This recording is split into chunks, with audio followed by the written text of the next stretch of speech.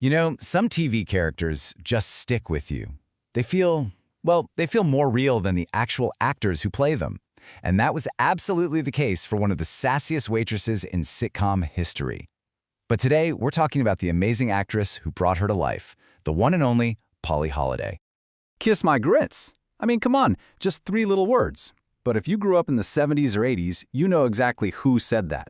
It instantly brings back a certain character, a certain time, and just a ton of laughs. That line wasn't just a line, it became a national phenomenon. But here's the thing. Behind that sassy comeback and that giant beehive hairdo was a seriously talented, classically trained performer.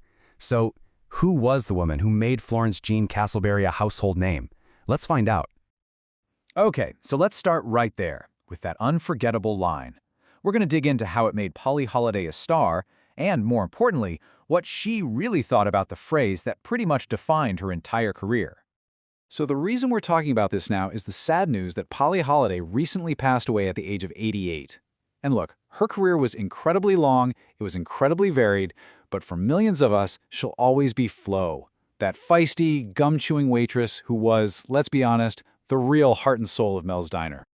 But get this, here's a really fascinating twist. Polly Holliday was from Alabama, right? So you'd think Kiss My Grits was some authentic Southern thing she brought to the role. Nope. She always insisted it wasn't. In her own words, it was pure Hollywood. It's just a perfect example of how different the actor was from the character she played. And that pure Hollywood line? Well, it found the absolute perfect home on one of the biggest sitcoms of the era, the show that took Flo from just a scene stealer to a legit television icon. The show, of course, was Alice, and it was a massive hit for CBS, running for 9 whole seasons. Now, technically, the show is about Linda Lavin's character, Alice, but let's be real. Polly Holliday's Flo stole just about every single scene she was in. She was such a breakout star that by 1980, she got her very own spin-off, just called Flo. That's how big she was. And it wasn't just audiences that fell in love with her. Oh no, the industry took notice in a huge way. Just look at this. For playing Flo, she racked up 4 Emmy nominations, 4 Golden Globe nominations, and she even took home the Golden Globe for Best Supporting Actress in 1980. This wasn't just some popular character. This was a critically acclaimed performance. But this is where the story gets even more interesting, because to only remember Polly Holliday as Flo, well, that would be a huge, huge mistake. Her talent went so much deeper than the walls of Mel's Diner. You know, she really respected the character she brought to life. She saw Flo as way more than just a walking punchline. Holliday once described her as a woman with a sense of humor and a resolve not to let life get her down. And I think that depth, right there, is exactly why we all loved her so much. So you've really got these two totally different sides to her story. On one hand, you have Florence Flo, Castleberry, the sassy waitress, the beehive, the catchphrase. And on the other hand, you have Polly Holliday, the critically acclaimed stage performer, a Tony Award nominee, a true dramatic powerhouse. And yeah, let's talk about that other side of her incredible career, the theater. Because this is where she really got to flex her muscles and show everyone her incredible range as a dramatic actor. I mean, her stage credits are just as impressive as her TV work, if not more so.